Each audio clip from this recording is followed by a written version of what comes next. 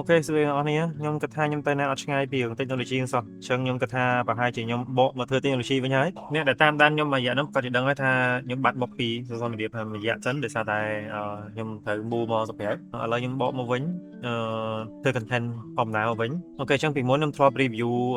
camera review và đặt xem chẳng phải giờ lỡ chơi ban khơi như thế để sao tại nhưng đừng ngay vì sao không ai tích chẳng ở sau miền videoแบบ unboxing ឬក៏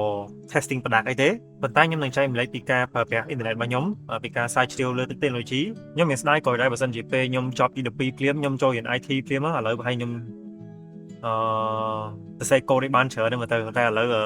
ខ្ញុំទៅចាប់ដើមវិស័យសរសេរកូដទេមិនមែនសរសេរកូដខ្លួនឯងទៀតប្រើ AI សរសេរកូដឲ្យប៉ុន្តែខ្ញុំ explore រៀងច្រើនដែរមួយរយៈហ្នឹងមួយខែហ្នឹងខ្ញុំសាកច្រើនមែនទែនតាំងពី AI bot ធម្មតា AI agent local AI និយាយទៅវាជួយបានច្រើនមែនទែនខ្ញុំគិតថាខ្ញុំនឹងចង់ចែកម្លែកដល់អ្នកនរគ្នាឲ្យជួយការងាររបស់គ្នាបានរៀងស្រួលអញ្ចឹងណាហ្នឹងហើយអញ្ចឹងចាប់ពីពេលហ្នឹងទៅអ្នកនរគ្នានឹងឃើញខ្ញុំធ្វើវីដេអូរៀងច្រើនបន្តិចទៅពី technology អញ្ចឹងឥឡូវនេះយើងនឹងចាប់ផ្ដើមទំព័រថ្មីទាំងអស់គ្នាសង្ឃឹមថាអ្នកនរគ្នាជួយគ្រប់គ្រងខ្ញុំ